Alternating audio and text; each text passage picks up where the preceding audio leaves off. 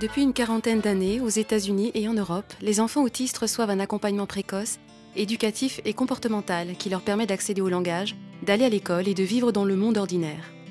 La France, la Suisse romande et la Belgique francophone constituent des exceptions. Dans ces territoires, on parle beaucoup de la prise en charge alternative à la psychiatrie traditionnelle. Mais du fait de leur rareté, très peu savent réellement de quoi il s'agit. Pour y voir plus clair, je suis allée enquêter dans 2 établissements pilotes. L'IME Éclair, fondé par l'association M77, et l'IME Chambourcy, fondé par l'association Agir et Vivre l'Autisme. Ces 2 instituts médico-éducatifs prennent en charge des enfants autistes sévères, non-verbaux à leur arrivée, et pour certains polyhandicapés, ce qui justifie leur prise en charge intensive. À l'âge de 20 mois, le comportement de Louis a brutalement changé. Il a cessé de babiller et de regarder dans les yeux. Ses sourires et ses premiers mots ont disparu. Ses parents, ses frères ne l'intéressaient plus. Au lieu de chercher leur contact, il préférait répéter pendant des heures les mêmes gestes stéréotypés. Le moindre changement dans ses routines déclenchait une crise. Il ne dormait plus que 2 à 3 heures par nuit et refusait progressivement de s'alimenter. 1 an plus tard, il sera diagnostiqué autiste.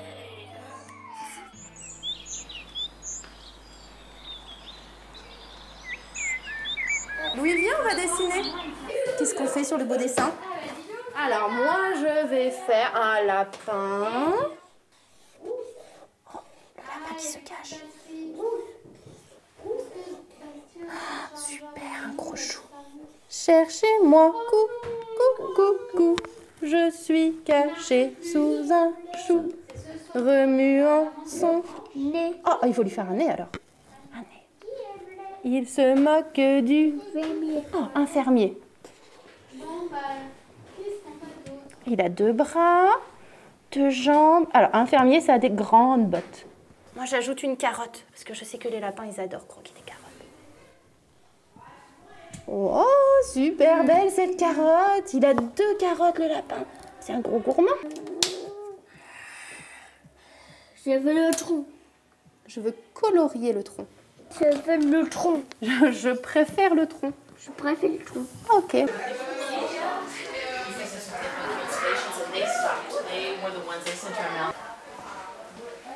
Tu vas dire comme moi. Je m'appelle William Roussy. À toi? Je m'appelle William Roussy. Wow, d'une faille. Très bien.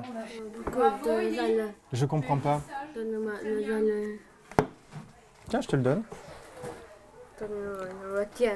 Répète. Je veux mettre du gel. À toi? Je veux Mettre du gel sur les mains. Je veux mettre du gel sur les mains. Je veux mettre du gel sur les mains. Beaucoup de gel. Donne-moi le gel, s'il te plaît. Qu'est-ce que tu veux faire? Tiens, le gel. Tu veux Mettre du gel, beaucoup. Tu veux mettre du gel sur Les mains. Ouais, très bien. Mettre du gel sur les mains. Superbe. La motivation, c'est le premier comportement qui permet en fait à l'être humain, au bébé, d'interagir avec son univers, avec ses parents et de dire je veux ci, je veux ça, j'ai besoin de certaines choses. Les compétences justement avec les enfants en développement ordinaire, elles vont se construire toutes seules. L'enfant est déjà dans un bain de motivation, d'interaction avec son environnement. L'enfant autiste, du fait de son handicap, va être limité dans la perception de cet environnement. Donc on doit lui apprendre à trouver sa motivation, à la chercher et à la développer.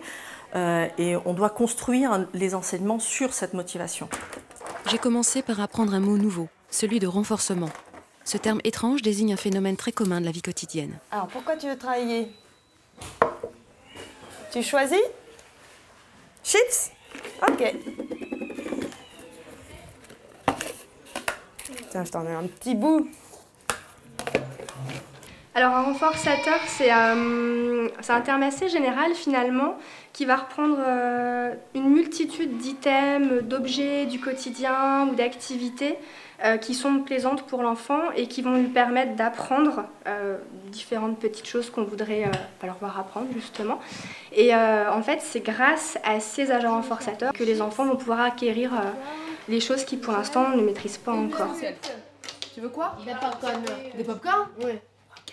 Quand on parle des renforçateurs, souvent, là d'ailleurs par exemple on parle renforçateur alimentaire, quand on dit ABA c'est renforçateur alimentaire, la chips, les machins ou la carotte, on n'est pas du tout que dans ce truc-là. On va pas dire qu'il n'y en a pas du tout, parce qu'il y a certains enfants où effectivement ce qu'ils aiment c'est la nourriture, les bonbons et tout, bah pourquoi pas. Je veux dire, nous il y a des personnes adultes typiques et tout, qui préfèrent aller au resto qu'au cinéma, c'est exactement la même chose en fait.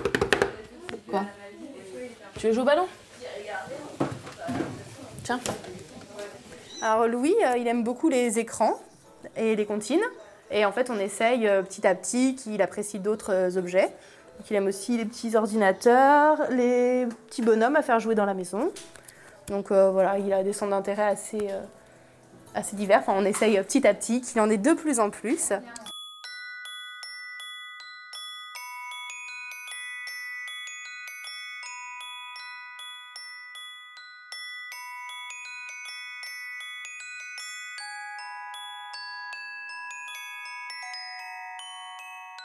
En fait, Louis, lorsqu'on commence le travail, tout est à 0. C'est comme des bons points. Et il va choisir parmi plusieurs étiquettes, donc en fonction de son humeur, de ce qu'il a aimé aujourd'hui. Donc je lui propose différentes choses. Les Aristochats. Voilà les Aristochats. Et en fait, donc il va dire par exemple, je veux travailler pour le robot. Et après, à chaque fois qu'il donne des bonnes réponses, soit des réponses aidées, ou soit des réponses spontanées, il obtient ses petits jetons. Et quand il a tout gagné, il va me redonner sa plaquette. Et moi, je vais lui dire, bah, super, tu as eu tous tes jetons, tu peux jouer avec le robot. L'idée, c'est que l'agent renforçateur que nous, on voudrait voir après utiliser de façon exclusive sur le long terme, c'est vraiment juste une gratification, une félicitation, un sourire de l'adulte, quelque chose de naturel, en fait, finalement, d'assez spontané, comme on peut le faire avec n'importe quel enfant quand on l'éduque, enfin, au sens général. Lance. Hey, yes! Check, check, check! Yes! Champion Rolo! C'est qui le champion? C'est Polo. C'est qui le meilleur? C'est Polo. Bien joué! Il y a à peu près une centaine d'années, des scientifiques ont découvert ce qu'on appelle les lois de l'apprentissage, des comportements et des compétences humaines. Et en fait, l'ABA, c'est l'application de ces lois à l'enseignement de comportements et de compétences qui sont socialement pertinentes, ça veut dire socialement utiles pour la personne dans son cadre, dans sa société. Cette application de ces lois de l'apprentissage est passée par différentes phases en fait dans son histoire.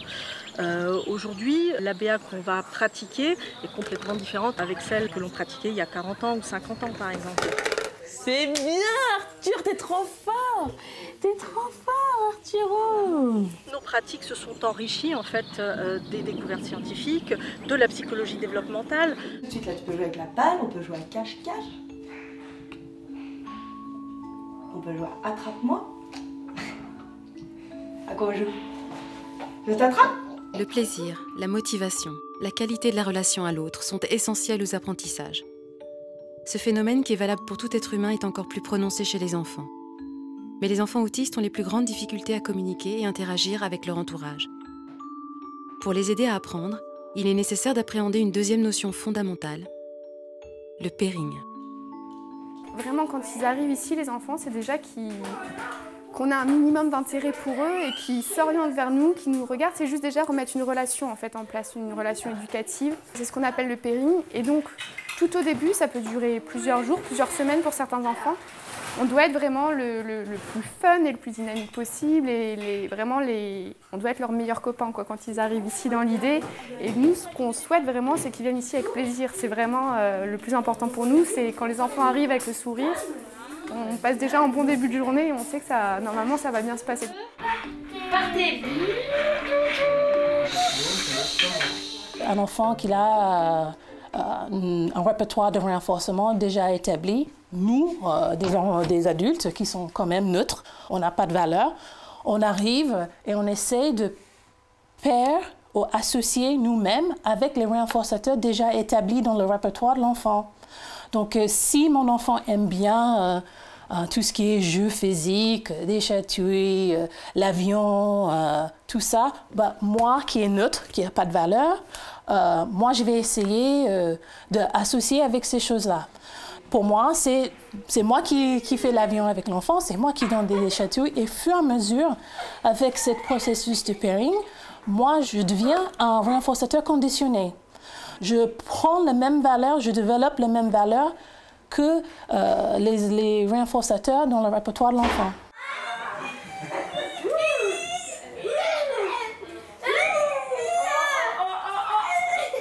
Des personnes qui sont comme ça, oui, c'est bien. On n'a pas envie forcément de continuer à faire des choses pour ces personnes-là.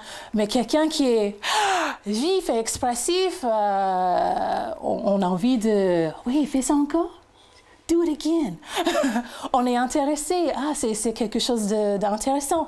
Donc, moi, je demande que des éducateurs soient fun. Donne une raison aux enfants d'envie d'être avec vous. Parce qu'avec tout ça, on peut faire plein de choses.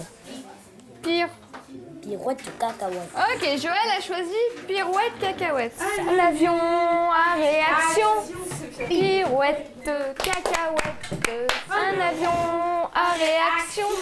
À rattraper le bout du nez. À rattraper le bout du nez. Il faut se lâcher, il faut être expressif, il ne faut pas avoir peur de faire les guignols. Parce qu'il y a quelque chose dans tout ça, éventuellement, qui va brancher l'enfant et qui va dire « Ouais, vous, oui, j'ai envie d'être avec vous. Quand tu viennes, il y a des super bonnes choses qui se passent. » Et après, vous avez des enfants qui sont comme ça et qui t'attendent pour faire des séances, pour travail. Quel instrument tu veux? La cloche rouge. Chloé, tu choisis? Ok, Chloé, tu as choisi le triangle. Vous êtes prêts? Oui. Alors attention, faites tous du bruit.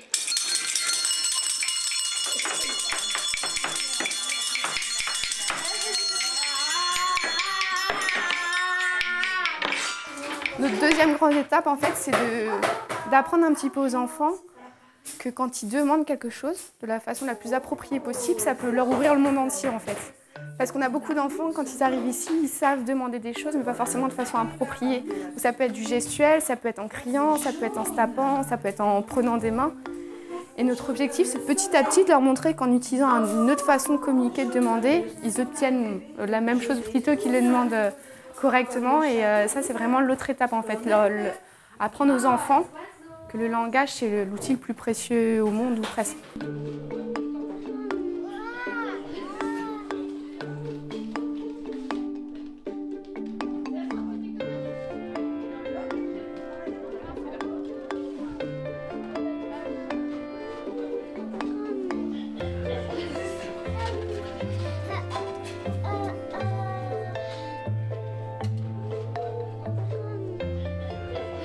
L'apprentissage de la communication est primordial en fait dans l'espèce humaine. Et donc l'enfant autiste, comme un autre enfant, s'il n'a pas cette compétence-là, il va rester isolé par rapport à ses pairs, par rapport au monde dans son ensemble en fait. On peut engranger des compétences.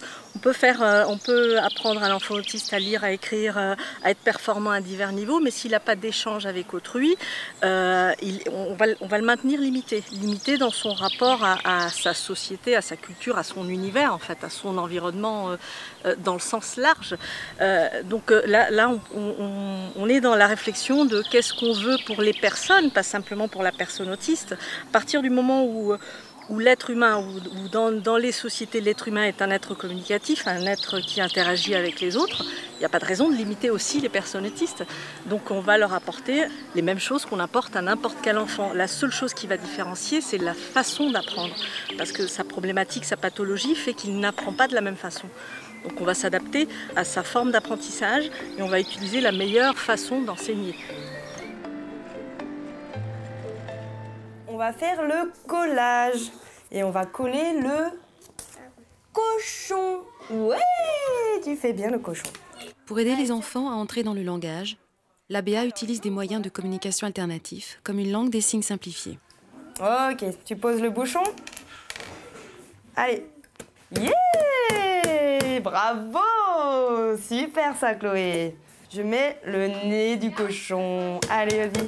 Yeah, bravo!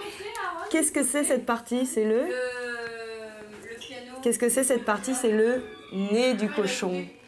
C'est le nez du cochon. Comment il fait le cochon? Yeah, bravo! Poussez, très bien. Ça, c'est bien demandé, Tom. Attention, c'est parti.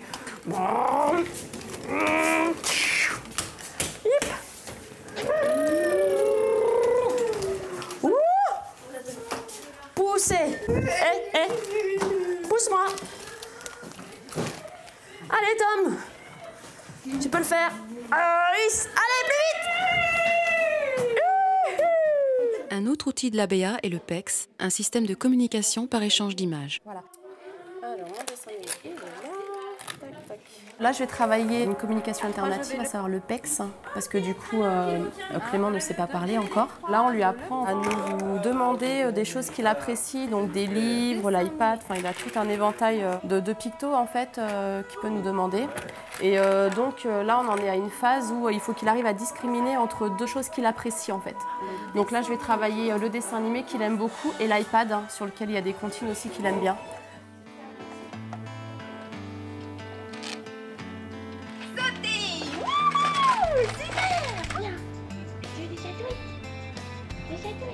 Achille vocalise beaucoup, mais il n'arrive pas forcément à bien articuler les mots. On peut entendre parfois dans ce qu'il dit qu'il y a des petits mots, des petits sons qui se rapprochent vraiment de mots.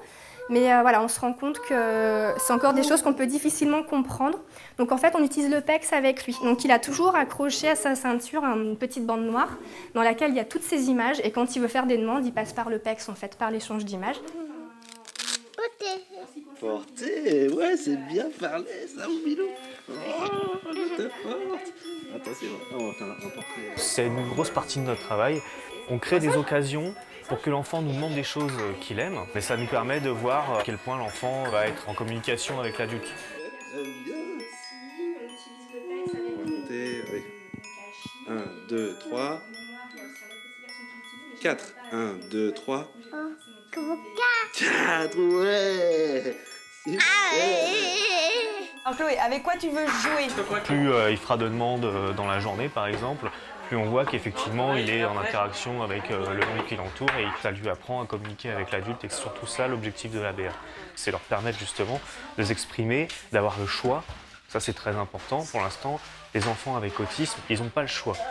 On leur propose pas vraiment le choix. Donc le fait de leur apprendre des différentes compétences et du langage, etc., ça va leur permettre d'exprimer leurs propres choix, leurs propres envies, etc. Je veux la poule. Je veux la poule, mais je ne sais pas où elle est. On va la chercher. J'ai quelque chose pour toi. Qu'est-ce que c'est? Oh, j'ai quelque chose dans ma main. Qu'est-ce que c'est? Un petit chien. Qu'est-ce que c'est?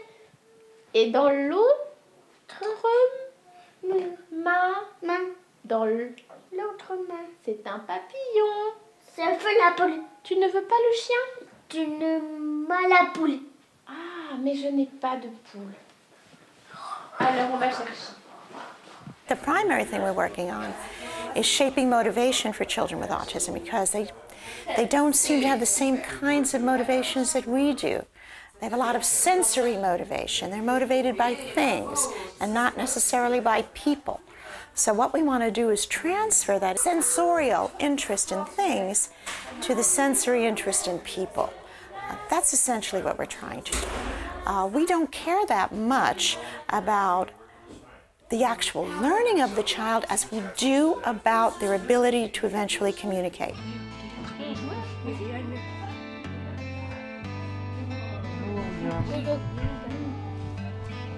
L'ABA verbal, c'est un programme qui va être spécifique au développement du langage, de la communication. Donc tous les comportements qui vont avoir une fonction de communication, une fonction de parler, de réagir, de répondre, vont être travaillés un par un et on va essayer de les développer dans l'ordre du développement naturel d'un enfant, par exemple. Tout ça, ça s'apprend petit à petit, en fait, phase par phase. Donc ça part du pointage, de la demande, de la dénomination d'objets, de parler de choses qui sont absentes, etc., etc. À la fin en fait, des programmes, on va essayer d'obtenir une communication qui soit le plus fluide, le plus fonctionnel, le plus naturel possible. Et ça ne peut pas se faire sans la motivation, sans donner à l'enfant envie de parler et envie d'interagir avec les autres personnes. C'est l'élément le plus fondamental, c'est que l'enfant s'amuse et qu'il ait envie de parler avec toi, avec moi, avec son copain, avec sa maman, avec, etc., avec les personnes qui sont dans son univers un petit peu.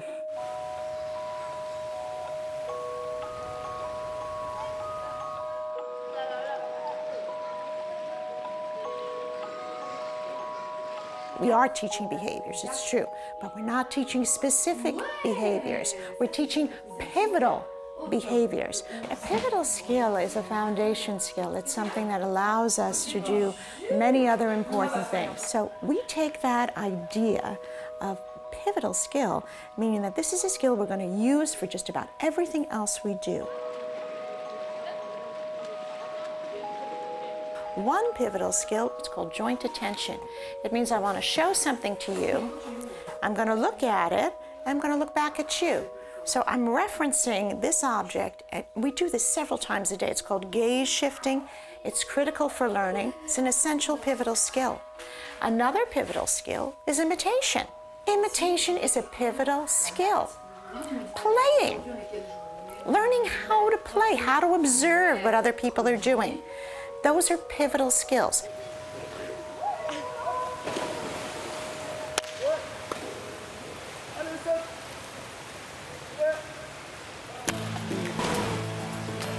Responding. That's a pivotal skill. So when I ask you something, you don't sit there. You try to give me some kind of information to let me know that you've heard something. That's a pivotal skill. So that's what we're trying to teach with ABA. This was started years ago by a team of researchers in California called the Kegels. That was Lynn and Bob Kegel. They developed this system called pivotal response training. Bob Kegel worked with Lovaas, and his idea was Lovaas's training was too severe for children with autism. So he adapted it, and he created this set of pivotal skills to work not only with children with autism, but with everyone. And we know that these skills, we've got 30 years, 40 years of research now to show that this way of teaching children with autism is very, very effective. Right? Generalization goes along with pivotal skills. Pivotal skills is how we learn. It's one of the tools in which we learn. Generalization is a result of using pivotal skills. So generalization is the ability to do something not only just in one place, but everywhere. Le comportement pivot, ça fait partie de l'apprentissage en global, pas l'apprentissage pour les enfants autistes. N'importe quel enfant, même neurotypique, il apprend par l'imitation. Sauf que lui, l'enfant typique, il a déjà ses compétences d'imitation vont se développer beaucoup plus rapidement et beaucoup plus naturellement. Pour l'enfant avec autisme, c'est pas aussi rapide, c'est pas aussi naturel. Donc il y a parfois besoin de passer par un entraînement à l'imitation. Fais comme moi. Fais comme moi. Super, fais comme moi. Fais comme moi. Tu donnes l'album photo? Voilà. L'imitation, c'est vraiment un comportement pivot hyper important, même pour des adultes. On apprend toujours tout au long de la vie, et nous, on apprend aussi par imitation. Fais comme moi.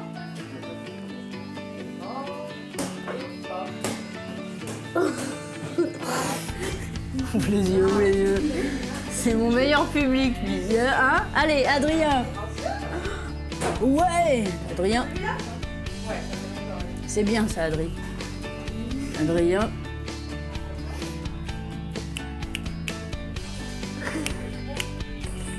Comment je suis là?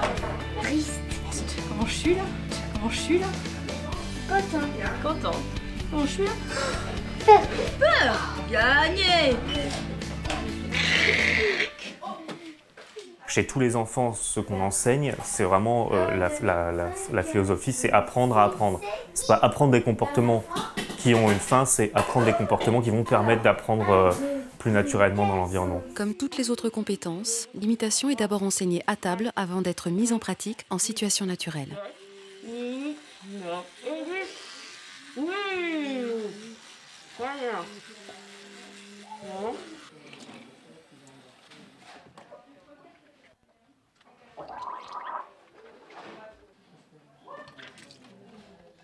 À toi. Yes. Les prises en charge des enfants sont filmées. Les familles peuvent à tout moment regarder comment les programmes sont appliqués dans la plus complète transparence. Parents et professionnels peuvent accompagner l'enfant de manière cohérente et complémentaire parce qu'ils se connaissent et travaillent main dans la main. Autisme, c'est vraiment quelque chose qui est individuel à chaque enfant. Il n'y a pas deux enfants qui se présentent avec le même profil. Ici, on a des enfants qui sont, on peut dire, profonds. Ils ont beaucoup de problèmes de la communication en plus, avec beaucoup de troubles de comportement, avec des déficits dans les apprentissages. Donc, on a ce profil-là. On a des profils qui sont un petit peu plus légers, c'est-à-dire ils n'ont pas autant de troubles de comportement. Ils ont plus des problèmes attentionnels, plus des problèmes au milieu social. Et chaque profil est différent. Super, Tiffany. Super. Très bien. Ok. Encore? On a surtout besoin d'un gros travail en psychomotricité avec Tiffany parce que c'est une petite fille qui a pris une mauvaise habitude quand elle a commencé à marcher, c'est qu'elle marche sur demi-pointe. Donc ce qui entraîne un déséquilibre au niveau de sa posture. Il y a tout ce côté moteur également à travailler.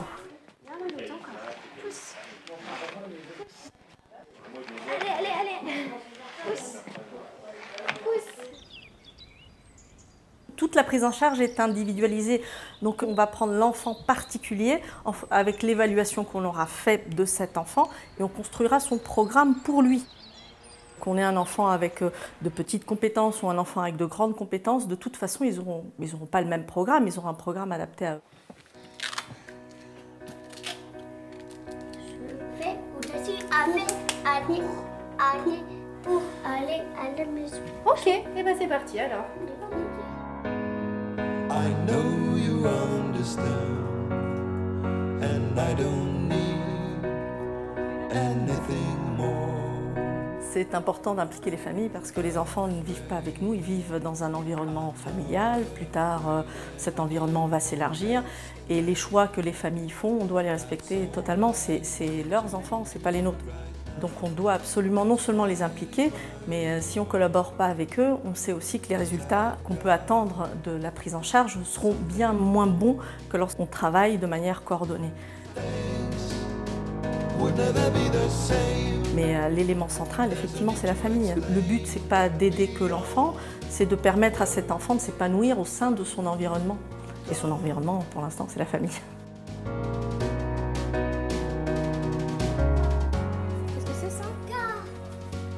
Le coquillage?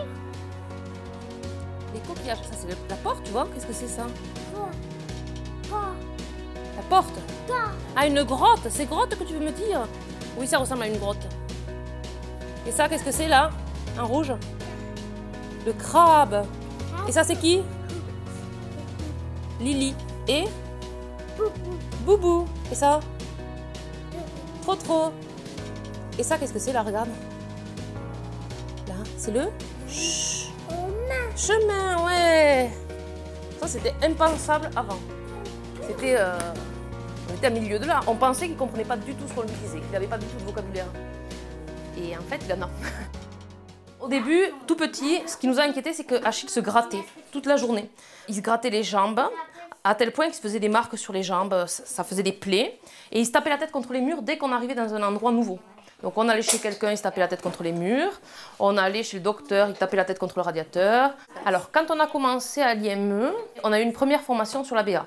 Parce que c'était une formation pour tous les parents, pour pouvoir continuer ce qui était fait à l'IME à la maison. Donc on a une guidance parentale toutes les 5 semaines.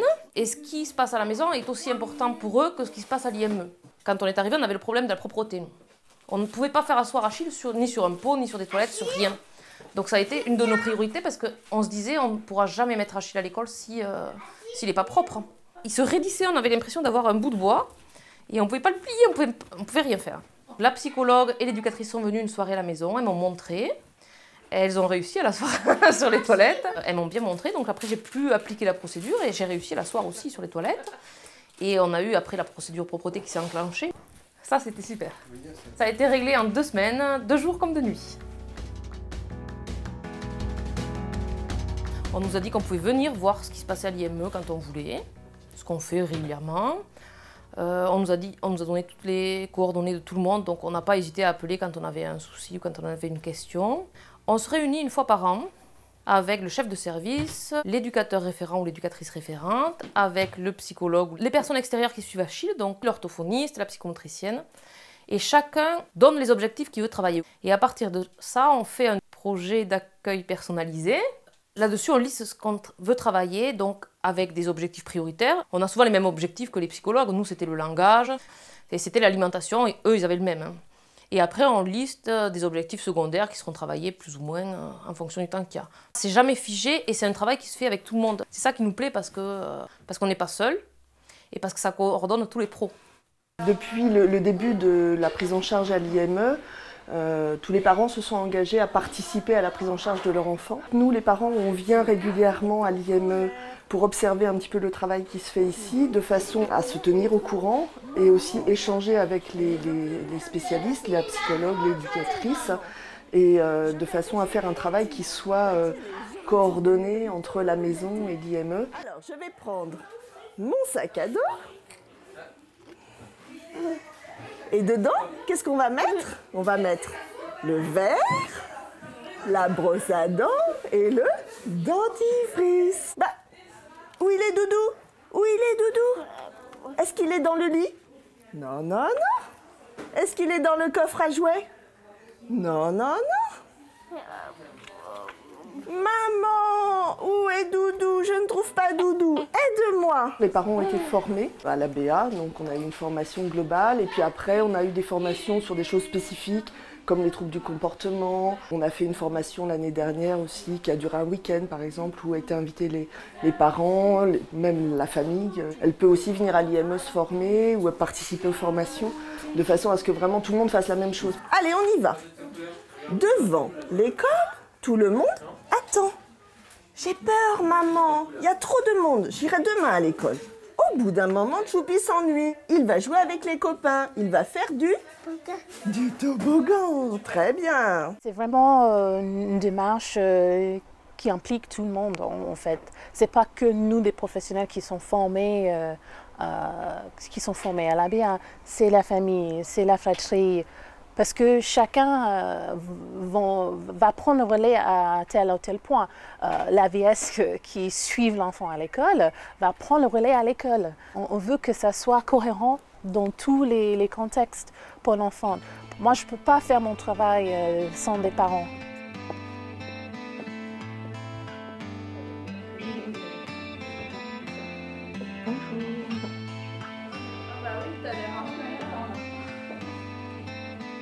On ne peut pas préparer un programme par rapport à ce qui se passe à l'IME et coller ce programme à domicile sans l'adapter.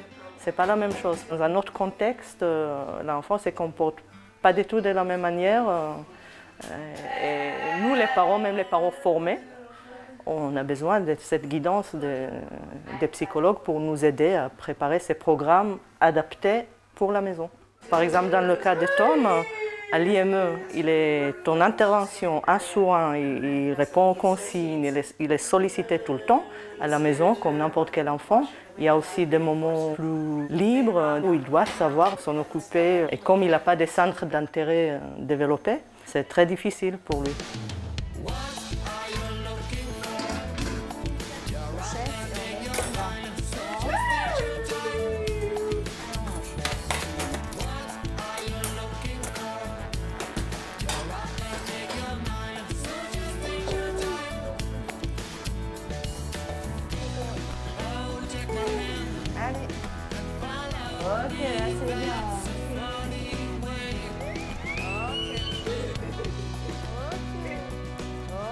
Il faut savoir que même des activités que maintenant on a l'impression qu'il fait avec plaisir, que c'est renforçant comme jouer avec les ballons, au début c'était aversif. On a décidé, nous, on va développer ces activités-là. On a pris un panel d'activités. On a dit, bon, ça peut-être il va aimer, ça peut-être il va aimer. Parce que tout était aversif. Il ne voulait rien faire, il n'avait aucune activité, même iPad. Donc tout ça, il fallait développer de A à Z pour que ça devienne, quand il les maîtrise, ça devient renforçant et motivant.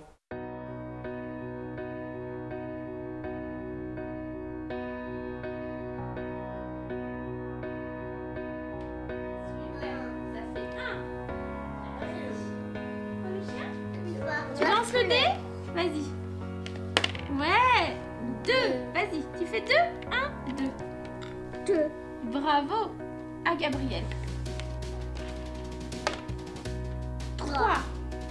Allez, tu fais 1, 2, 3. Bravo. C'est à moi de jouer. C'est à qui? C'est à moi de jouer. Ah, très bien. Vas-y, lance. Champion. Vas-y. On ne peut pas imposer à un enfant des centres d'intérêt. Par contre, on peut associer quelque chose qui n'est pas directement motivant à quelque chose de très motivant et l'enfant ressentira une motivation pour l'ensemble. C'est ce qu'on appelle le pairing. En associant quelque chose de positif à quelque chose qui ne l'attire pas forcément naturellement, globalement, on le pousse vers un objectif et on lui permet de gagner un petit peu en autonomie ou en possibilité. On le fait jouer à des choses nouvelles, on développe de nouvelles compétences. Mais tu fais attention, Louis. Voilà, c'est bien. Tu fais attention aussi, Louis. Sinon, si tu avances, Louis, tu vas aller en prison. Vous avez une carte? Une chaise pour nous. Ah, c'est que ça.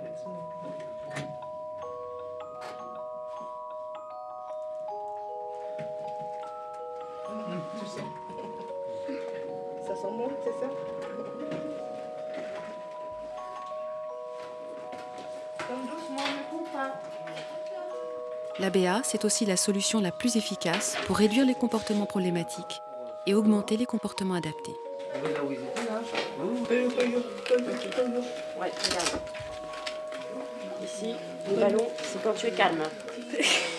Et ouais. Il faut savoir qu'Alan, encore l'année dernière, avait beaucoup de mal à rester assis sur une chaise. Donc ça, c'est aussi un comportement qui est important à leur enseigner parce que si l'enfant ne sait pas rester assis sur sa chaise, déjà on ne peut pas le mettre à l'école et on ne peut pas travailler avec lui à table et faire des activités comme ça. Donc avant d'en arriver là, il y a ces petits prérequis à travailler qui sont très importants pour justement favoriser les apprentissages pour les enfants. Parce que si Alan, c'est un enfant qui avait tendance à se laisser glisser sous la table, à se laisser un peu mollusque, à descendre comme ça et à se laisser tomber, maintenant qu'il sait rester assis, il peut apprendre des choses à table. Et après, c'est faire aussi du pairing avec la table. Donc quand il est à table, lui mettre des activités, des jeux qu'il aime pour qu'il ait envie de rester assis. Tu as été calme, tu peux avoir un peu le ballon. Il y a un petit protocole comportemental parce que Tom s'est poussé d'adolescence et Il a tendance à beaucoup crier et à être un peu violent aussi. Donc on est sur des intervalles très courts, d'1 minute. S'il n'y a pas de trouble du comportement, il est renforcé avec son ballon qu'il aime bien. Et donc là, la minute de renforcement est finie. Tom, tu vas ranger le ballon maintenant ?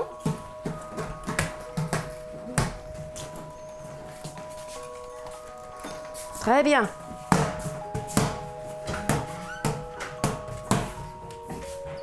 Voilà, super Tom. C'est un contrat en fait, donc c'est les comportements qu'il doit émettre pour avoir droit à la photocopieuse.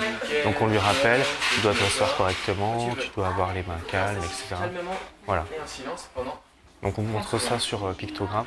En fait, ce qui est important, c'est que l'enfant comprenne ce qu'on attend de lui. Donc l'enfant doit respecter ses comportements pendant un certain temps donné. Donc c'est pour ça que l'éducateur, il a un timer. Si l'enfant respecte son contrat pendant le temps donné, hop, il a le droit à la photocopieuse qu'il a choisie au préalable.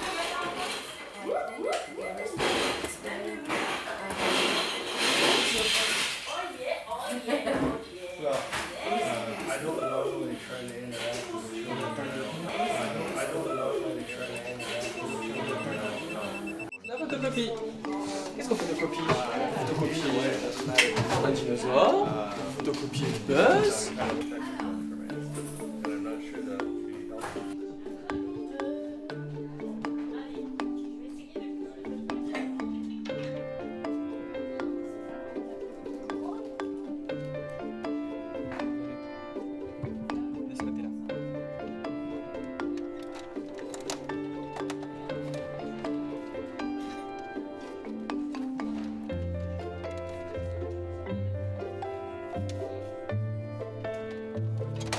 Quelle couleur? Bleu, d'accord.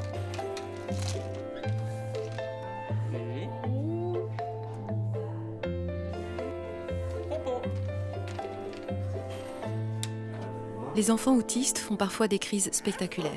L'extinction est l'une des procédures qui permet la réduction des comportements problèmes. Parmi les différentes façons de remédier à ce type de comportement, on peut envisager notamment des procédures qu'on appelle de l'extinction, qui en fait ont pour intérêt de ne pas apporter la conséquence voulue à l'enfant. C'est-à-dire que si un enfant veut obtenir votre attention en criant ou en tirant sur votre bras ou sur vos vêtements de façon un petit peu vive, on va faire de l'extinction dans le sens où on ne va pas apporter la conséquence que l'enfant souhaite obtenir par ce biais-là. Donc on reste neutre, on reste, disons, stoïque, voilà.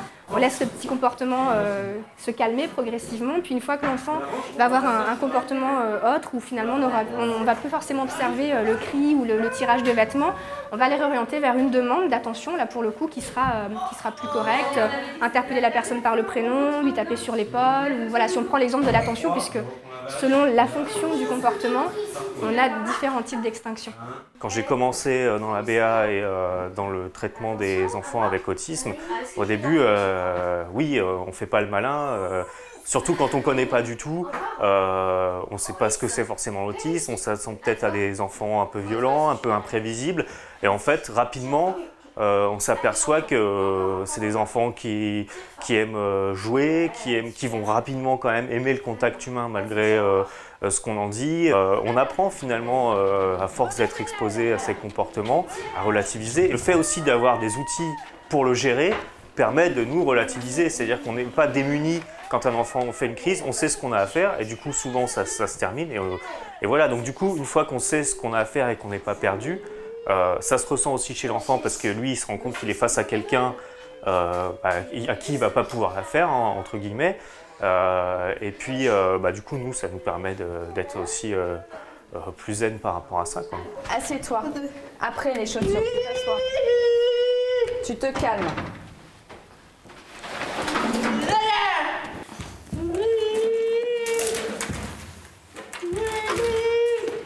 Il y a l'extinction à partir du moment où le renforçateur qui maintient le mauvais comportement est retiré. Là, c'est plus ignorer le mauvais comportement pour pas rajouter encore une variable attention là-dessus, que lui, il voit pas que ça a beaucoup d'impact sur nos comportements à nous, et puis de rediriger sur l'activité, là où on voulait qu'il aille, quoi. Allez, Tommy! Allez, Tom, attrape le ballon! Allez, go, go, go, go, go, go, go! Allez! avoir la bouche calme et les mains calmes pour le ballon. Tu attends. Attends.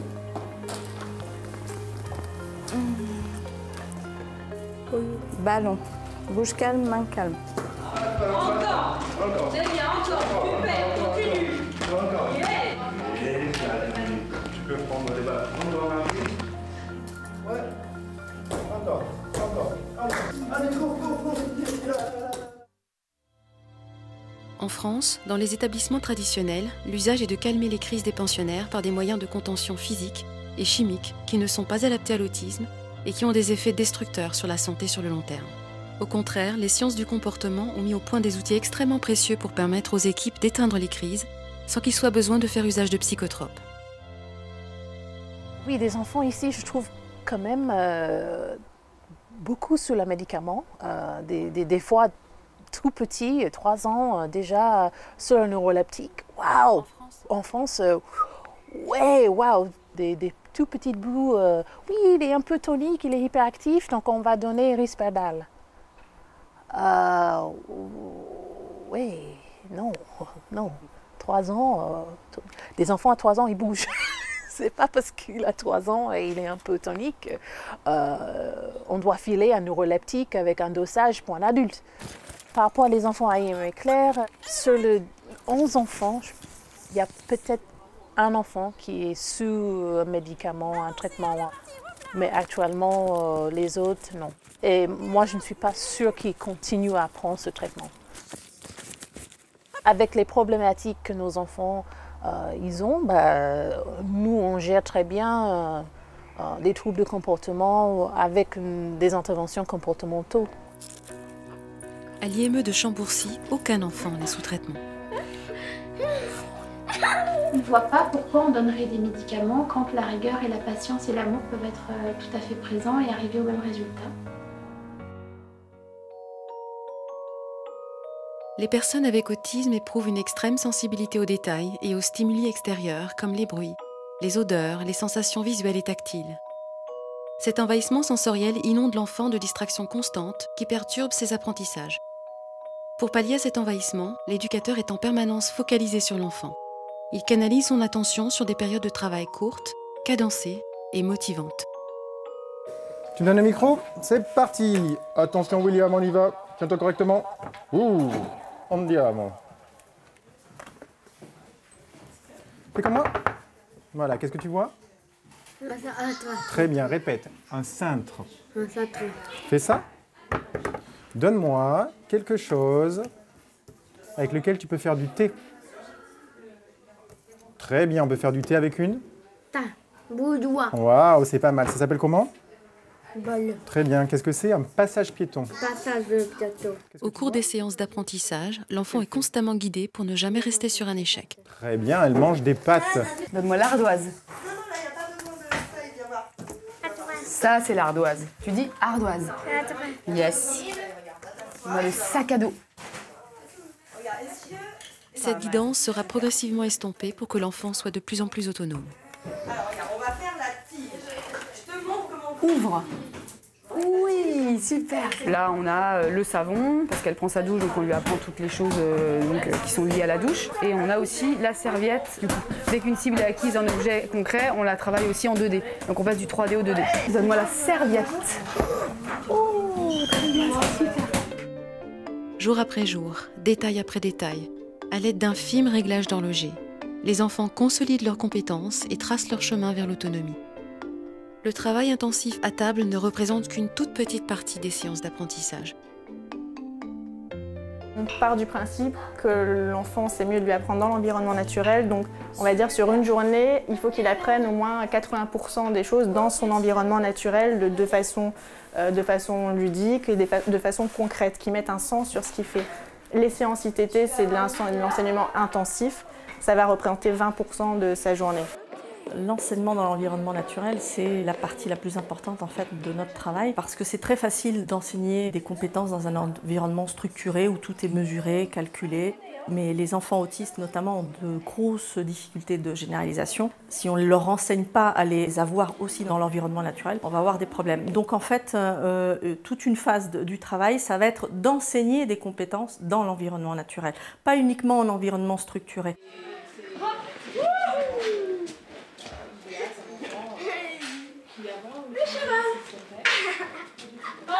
Le NET, c'est un acronyme en anglais, Natural Environment Teaching. La différence entre le NET et ITT, qui est un enseignement intensif à table, ou Intensive Table Teaching, le ITT, c'est structuré. Ils sont à table, des activités sont dirigées par les personnes, l'adulte notamment, et l'enfant, il est là. C'est nous qui mènent l'enseignement. C'est l'inverse dans le NET. C'est l'enfant qui dirige des activités parce qu'on travaille avec leur motivation. Avec le NET, les enfants sont là, ils sont pleins d'apprentissage, mais ils ne rendent pas compte. Et c'est génial! C'est génial!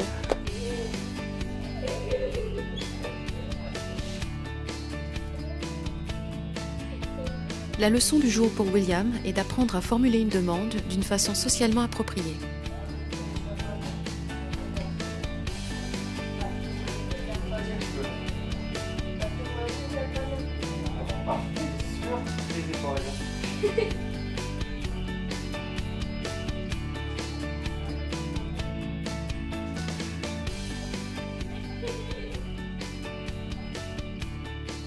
La vie, ça ne se passe pas sur une table, ça ne se passe pas en un pour un. La vie, c'est ailleurs et c'est là que les enfants doivent être performants et c'est là que les enfants doivent pouvoir utiliser leurs compétences.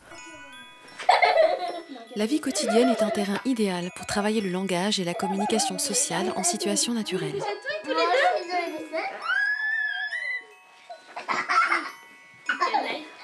Ah, j'ai eu Monsieur Costaud. Qui veut Monsieur Costaud? Tu lui dis Louis, j'ai quelque chose pour toi. Louis,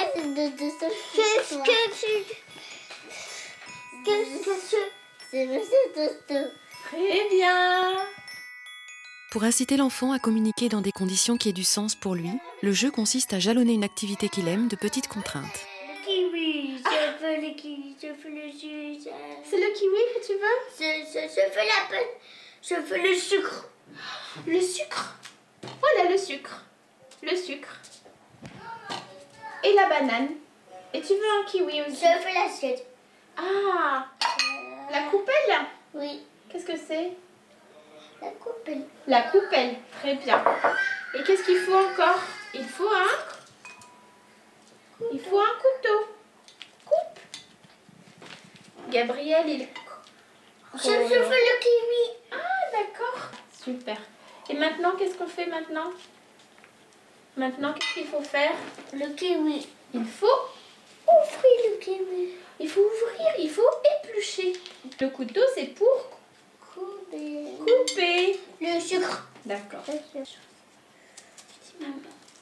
On prépare la salade de fruits avec de la banane.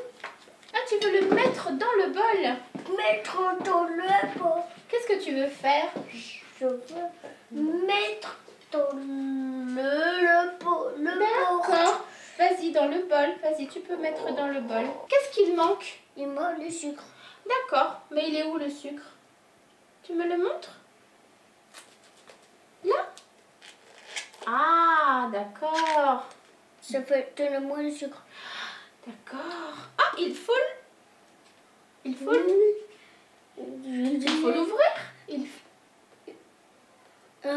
l'ouvrir, tu me dis. Il faut l'ouvrir.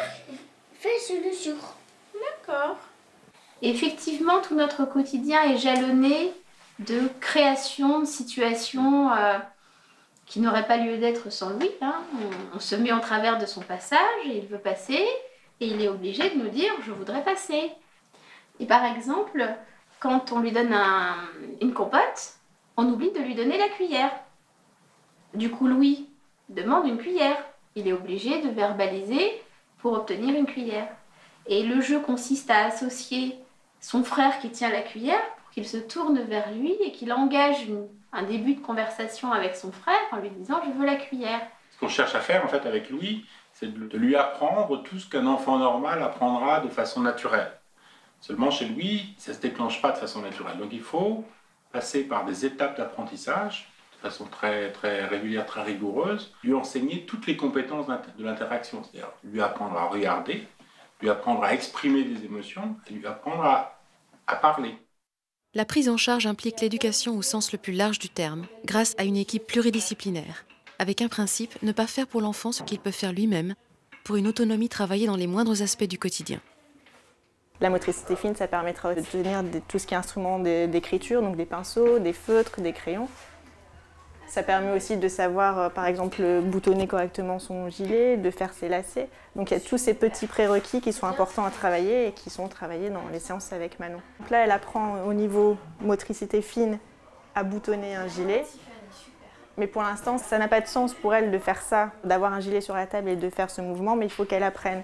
Une fois qu'elle aura appris à faire ça, nous, quand on travaille dans nos séances, le fait de prendre sa douche, d'être autonome, de prendre sa douche et de s'habiller, quand elle va s'habiller elle-même, elle saura boutonner et là, ça aura un sens pour elle. C'est l'intérêt pour nous aussi de travailler avec d'autres professionnels au sein de l'IME qui ont un corps de métier différent du nôtre, mais qui vont aussi appliquer les procédures, donc qui vont renforcer également les comportements de l'enfant quand il réussit. Et la continuité va être réciproque dans le sens où si Manon fait des exercices avec Tiffany et qui sont importants à travailler de façon intensive, nous, on les met dans nos séances également pour que l'enfant travaille tout au long de la journée. Lève les bras, mais 2h15.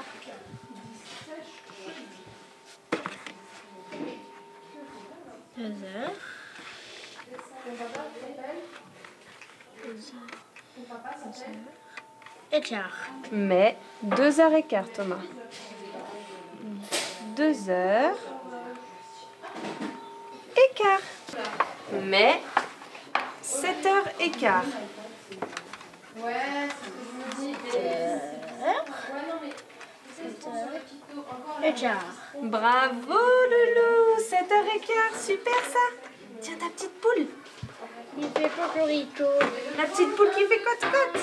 Non, c'est cocorico. Ce qu'on cherche pour chaque enfant qui est accueilli ici, c'est qu'il soit le plus autonome possible dans un environnement le moins restrictif possible. Donc ce qu'on veut, c'est permettre aux enfants de pouvoir vivre dans le monde ordinaire et de pouvoir bénéficier de ce monde ordinaire avec le minimum d'aide. On cherche Nolwenn, Violette. Quand ça sonne, Violette, c'est fini. Le DVD, c'est fini, ma grande. Hein. On travaille avec Violette sur une façon de pouvoir arrêter des activités, dans le fait de mettre l'heure elle-même, enfin en une durée. Ça regroupe un travail qu'on fait de façon plus générale sur l'occupation de façon autonome, de façon adaptée. Que quand ça sonne, elle puisse le ranger comme si c'était la fin. C'est toujours dans le but de l'autonomie, ça se pose encore de façon plus cruciale dès qu'ils sont ados. Super. Eh, t'as super bien enlevé le casque. Ce qu'on voudrait, c'est que l'enfant ait suffisamment de compétences pour se comporter comme un enfant ordinaire. Donc pour ça, il faut qu'il ait les mêmes, que son développement se rapproche de plus en plus et couvre les mêmes domaines qu'un enfant ordinaire. Quel est l'avenir des enfants de Chambourcy et d'Éclair ? Il y a des enfants qu'on va diriger directement vers plus tout ce qui est ESAT ou etc. où on va leur apprendre très vite à réaliser des tâches motrices, etc. qui pourront les insérer dans un milieu du travail et éventuellement gagner un peu d'argent et vivre en semi-indépendant. Donc après, avec tout ce que ça comporte comme compétences d'autonomie, s'habiller tout seul, se laver tout seul, faire des courses, se faire à manger tout seul, etc. Donc toutes ces choses-là.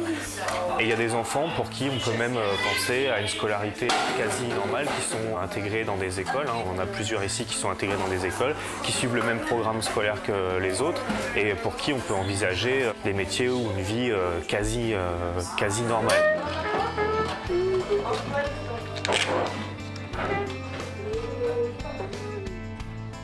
On travaille en deux groupes le matin. Donc, un groupe où ce sont les enfants, ce qu'on appelle les plus bas niveaux, et les plus hauts niveaux dans un autre groupe. Et donc les deux groupes sont organisés d'un côté temps de regroupement comme à l'école. On fait la météo, les jours de la semaine, on compte les enfants et tout ça, donc plus des routines scolaires. Et l'autre groupe pendant ce temps-là va faire du travail en autonomie. Chaque éducateur avec son enfant référent a préparé du matériel. L'enfant prend le matériel, fait son travail en autonomie pendant 10 minutes et après on intervertit. Sachant que l'objectif dans l'autonomie, c'est pas tant qu'il réalise la tâche, mais plus qu'il travaille tout seul. Donc ce sera souvent des choses faciles, sans aide de l'adulte.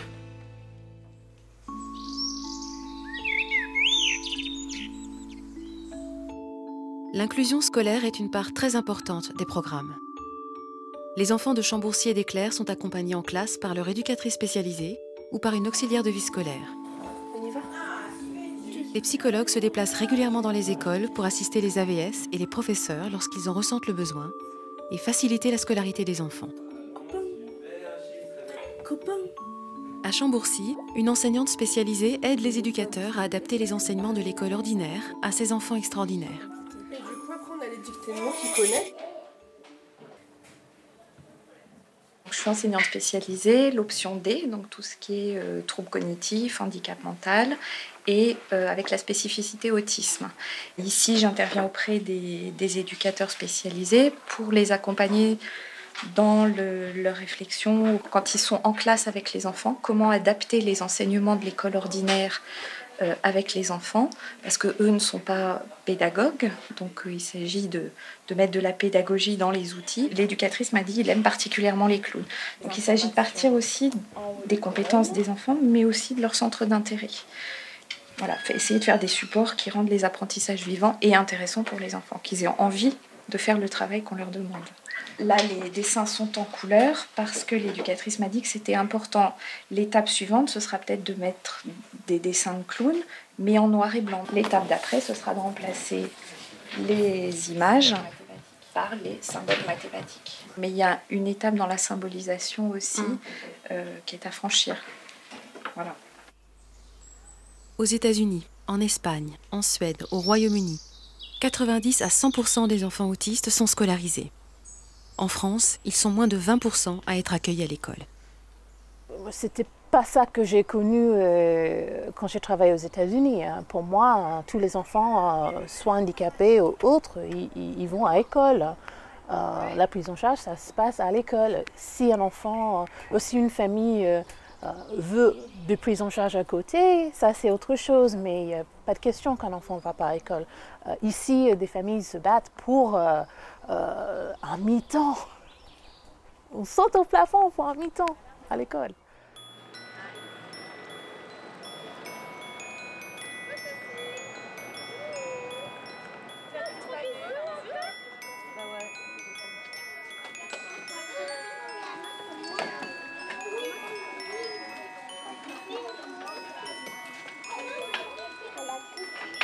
Bonjour à tous. Comment allez-vous ce matin? Très bien. Oh, ça me fait plaisir. Nicolas. Coucou, je suis là. Louis. Louis. Coucou, je suis là. Vous êtes très bien, Louis. Le premier des objectifs de la scolarisation de Louis, c'est qu'il apprenne à imiter ses pairs. Le but, c'est qu'il soit avec les autres pour faire comme les autres. Il progresse de jour en jour. Il est devenu beaucoup plus spontané. Il commence, avec mon aide, à s'adresser à la maîtresse pour obtenir des choses. Maintenant, il peut demander des choses à ses copains, donc il leur dit « chatouille-moi »,« donne-moi la main ». Ça, c'est des choses qui étaient complètement impossibles au début de l'année. Il est beaucoup plus calme. Et il fait des ateliers pour le plaisir de faire les choses. Il n'est plus autant dépendant de ses agents renforçateurs alimentaires. Il découvre des jeux avec les autres. C'est intéressant d'avoir des copains de son âge. C'est vraiment l'intérêt d'aller avec des enfants normaux. C'est qu'eux, ils ont les bons comportements. Ils savent jouer, ils savent danser, ils savent parler. Et du coup, ça va aider Louis à voir que c'est ça la vie. Malheureusement, au sein de notre établissement, les enfants ont tous leurs difficultés à eux. Et que du coup, si Louis leur dit « donne-moi la main » et que l'enfant il préfère regarder le ciel, voilà, Louis, lui, il aura fait son effort, il aura parlé. Mais l'enfant qui est à côté, il n'est pas réceptif parce que lui-même, il est autiste. Alors qu'avec des enfants typiques, on leur a dit, surtout si Louis vous parle, vous répondez, vous l'écoutez, vous lui donnez la main. Et les enfants sont hyper contents et voilà, et eux-mêmes, ils viennent nous voir en disant « T'as vu, Louis, il a fait ça » ou « Louis, il m'a parlé » et ils sont super fiers. Tu montres ton travail. Alors je regarde. Très bien. C'est très bien. Elle le considère comme un élève à part entière. Et moi, je fais tout pour que Louis il sache que c'est elle, dans sa classe, qui décide. Donc s'il a besoin de demander quelque chose, c'est à la maîtresse qui demande.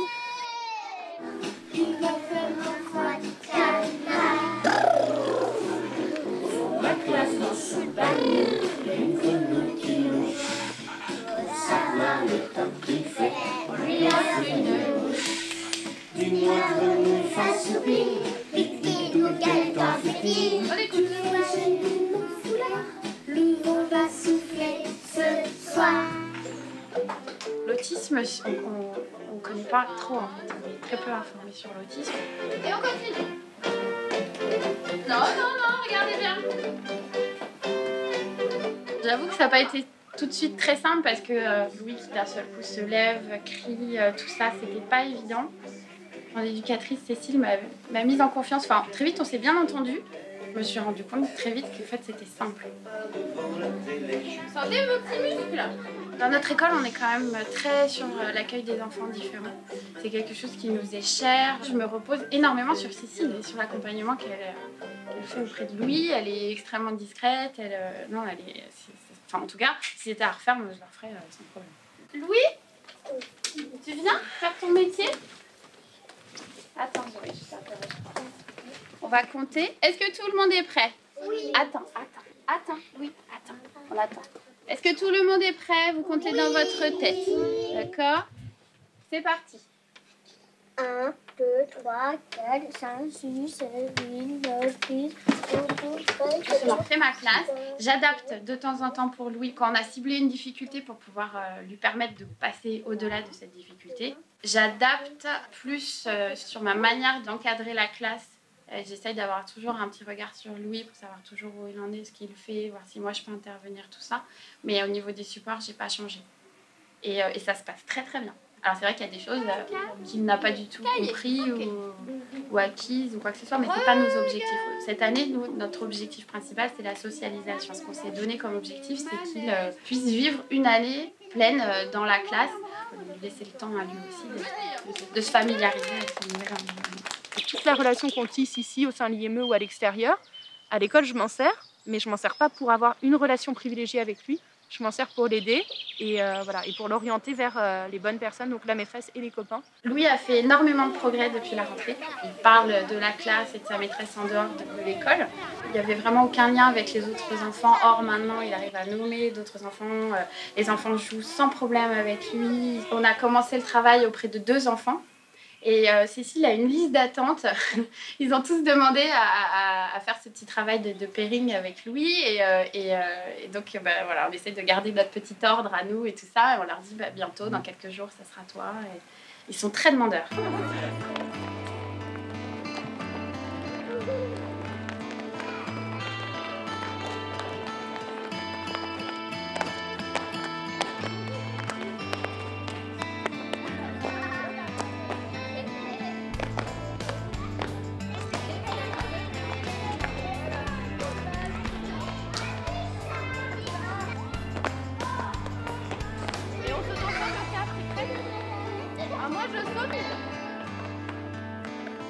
On a un enfant qui s'amuse, qui est avec ses copains qui l'aident, qui le regardent, qui jouent avec lui.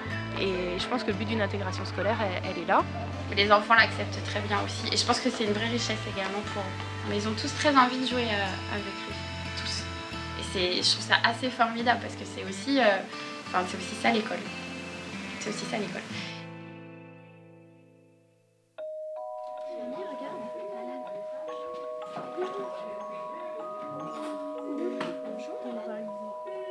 Bonjour Tiffany.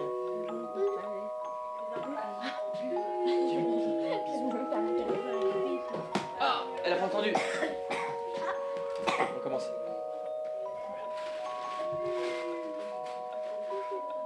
Bonjour, elle a bien dit Tiffany. Elle a dit bonjour. Ah, Tiffany, elle a dit un bisou. Bisou. Oh, un vrai bisou. Super. Merci. Tu veux dire à tout à l'heure. Bien, Amel. À tout à l'heure. ok, allez, on va essayer. À tout à l'heure. L'efficacité ne doit rien au hasard. À chaque enfant est attribué un éducateur référent. Chaque psychologue supervise quotidiennement un groupe de 5 enfants et leurs éducateurs. Chaque semaine, le travail des psychologues et des éducateurs est supervisé par l'analyste du comportement de l'établissement. Et toute l'équipe est en permanence en formation continue. L'ABA implique une évaluation permanente des progrès des enfants. Tout ce qui est mis en place est toujours évalué de manière quantitative et graphé en fait, de sorte à ce qu'on voit bien l'évolution des compétences à partir des traitements qui ont été mis en place. Et pareil pour les comportements, les troubles du comportement, on sait très bien en fait si les traitements qui sont mis en place sont effectifs ou pas. Il y a les clickers qui servent à coter ce qu'on appelle les troubles du comportement. C'est en fait un bien grand mot pour coter le nombre de fois où l'enfant va faire des perturbations, le nombre de fois où il va faire des agressions ou des auto-agressions, le nombre de fois où il va faire du pica. Donc le pica, c'est mettre des objets à la bouche qui sont non comestibles. Par contre, les autres clickers que chaque éducateur porte en permanence, c'est pour coter le nombre de demandes spontanées et de demandes guidées que l'enfant fait. Et là, quand on a l'objectif que tout le monde est d'accord sur ce qu'on mesure, ce qu'on voit, etc., eh bien, on obtient des données beaucoup plus fiables et c'est ça dont on se sert pour envisager la suite du programme de l'enfant. Nous, on ne travaille pas dans l'interprétation, on travaille dans les données. Quand on est sur le terrain avec les enfants, on est avec l'enfant, avec l'humain, avec la personne, on joue avec elle, on sourit avec elle, etc. Après, ces comportements, nous, on les transforme en données, mais ça ne veut pas dire qu'on déshumanise l'enfant, etc. Ça veut dire qu'on a besoin de données concrètes et objectives pour voir ce qui se passe réellement sur le terrain. Et même nous, en tant que thérapeutes habitués à utiliser ces outils, on s'aperçoit des fois qu'un outil qu'on a mis en place, on croit qu'il marche parce qu'au niveau subjectif, on a l'impression que ça marche et quand on regarde les graphiques, en fait, on s'aperçoit que non. Et inversement, des fois, on se dit, ben non, là, ça diminue pas, comment ça se fait, ou ça augmente pas, comment ça se fait. Et quand on regarde les graphiques avec des données chiffrées, on se dit, ah bah si, en fait. Et donc ça, on en a besoin, parce que si le subjectif suffisait, on se tromperait la plupart du temps. Mais en tout cas, tous les jours, je suis capable de dire, bon voilà, ma procédure, elle a marché ou elle n'a pas marché, mais en tout cas, je sais où elle en est. C'est pas dans 3 mois, je vais me dire, au fait, est-ce que ce que j'ai mis il y a 3 mois, ça a marché? Ah bah non, tiens, donc il est temps de changer. Non, là, c'est vraiment du temps réel, en fait. Comme avec l'ABA, on cible des petits objectifs chaque jour, on les atteint beaucoup plus vite que si on ciblait pas des petites choses. Plutôt que de dire, ah bon, bah, un enfant va réussir à se brosser les dents, on va cibler, tiens, il faut qu'il enchaîne le fait de prendre la brosse à dents et de la mettre dans la bouche simplement, par exemple. Et le fait, en fait, de cibler ça de manière si fine, les résultats, du coup, sont visibles chaque jour. On aura tellement tout décortiqué que, du coup, nous aussi, on est renforcés par le fait d'avoir atteint nos objectifs. Moi, ce qui me valorise le plus, c'est que par exemple, l'enfant avec qui j'ai travaillé, mon éduc le soir en réunion, elle me dit ah, aujourd'hui, il a dit gâteau alors qu'il ne l'avait jamais fait avant pour demander un gâteau. Bah ça, voilà, je me dis ah oui, bah notre procédure, elle marche, c'est génial, quoi. C'est ça qui est valorisant, c'est vraiment le progrès des enfants au quotidien. À l'IME Éclair, les formations du mercredi ne dispensent pas qu'un enseignement académique. Pour élargir le répertoire de motivation d'un enfant autiste, il est indispensable d'être capable de jouer soi-même à toutes sortes de jeux. Je pense que tout le monde s'entend bien et que la cohésion est importante. Et ce qui est très important, je dirais même indispensable dans le travail d'équipe. Et on continue de se former tout le temps. Ce qui rend ce travail peu routinier de prime abord et aussi très enrichissant, d'un point de vue professionnel comme d'un point de vue personnel. J'ai vu une évolution avec des éducateurs ici qui débutaient, hein, c'était des débutantes, c'est des novices qui sont beaucoup évolués dans leur pratique. Mais c'est un apprentissage parce que nous, on gère beaucoup de choses à la fois. C'est éduquer l'enfant, prendre des données, mettre en place une procédure comportementale, être observateur pour tout ce qui est motivation, laisse pas la motivation baisse avant de changer d'activité, enseigner d'une façon fluide, tout ça, tous en même temps. Donc c'est pas quelqu'un qui sort de l'école d'EduxP qui va avoir ces compétences-là. 1, 2, 3. Wouhou! Est-ce qu'il faut avoir une âme d'enfant? Travailler de la manière dont on travaille, c'est important effectivement d'avoir une âme d'enfant. Il faut vraiment jouer avec eux. Donc c'est ce que je dis souvent aux stagiaires qui viennent, c'est il faut Oui, il faut être joyeux, il faut aimer jouer, quoi. Déjà, si on aime jouer, c'est la base, quoi, effectivement. On a deux mots clés dans le travail, c'est be fun. on doit être fun. On doit faire en sorte que l'enfant, en fait, on doit être renforçant en nous-mêmes pour les apprentissages de l'enfant. En fait. Si l'enfant aime jouer avec nous, il aimera travailler avec nous. Ça favorisera les apprentissages, en fait. J'adore mon métier, oui. J'adore les enfants, j'adore mon métier. L'ABA, pour moi, c'est la méthode la plus efficace pour les apprentissages. On renforce les comportements adaptés, on éteint les comportements inadaptés pour leur épanouissement, pour l'accès vers l'autonomie, pour la socialisation.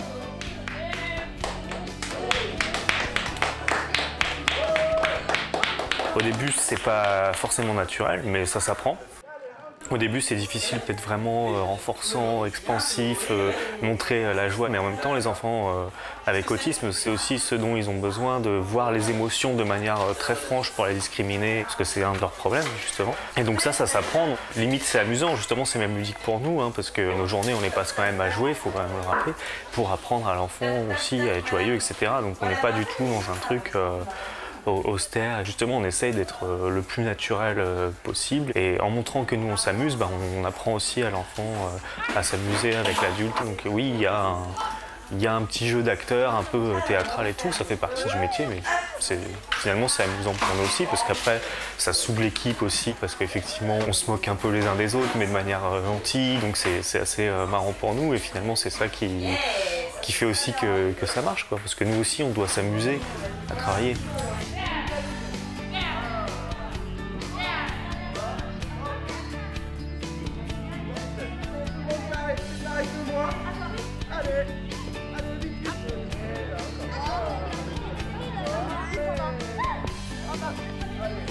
Je pense qu'il faut aimer ce métier-là. De toute façon, on est obligé de transmettre notre envie et notre joie à l'enfant pour qu'il accroche avec nous. Donc si elle est fausse, l'enfant il le sent. Ça c'est clair et net.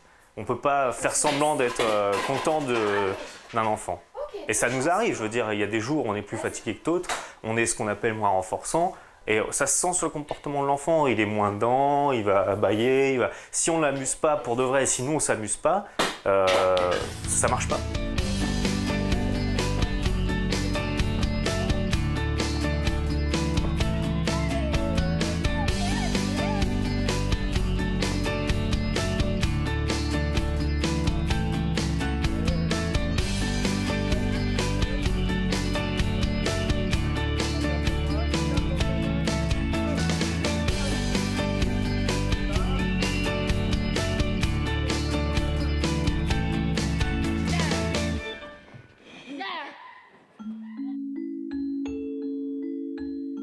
Après 3 ans de prise en charge intensive, Adrien s'apprête à quitter Lieme et Claire pour intégrer l'école à plein temps, comme un enfant presque ordinaire. C'est tellement du travail fin. Travailler avec des enfants atteints d'autisme, c'est au-delà du pédagogique, quoi. On voit vraiment à un moment donné, les enfants nous apprécient ou ne nous apprécient pas. Ils sont arrivés, ils étaient petits pour la plupart, et non-verbaux pour certains, et puis pas dans le langage du tout, quoi, c'est surtout ça. Et au fil des années, voilà, le langage commence à apparaître.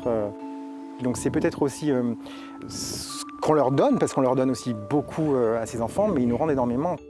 Aussi performante soit-elle, la science ne suffit pas. Pour bien s'occuper de ces enfants-là, il faut avoir quelque chose en plus. Bravo champion, c'est super, bravo, champion du monde. Yeah, ouais, c'est génial, super. Super les chatous. Oui, bravo les gars, c'est super. Oh yes, super, give me five.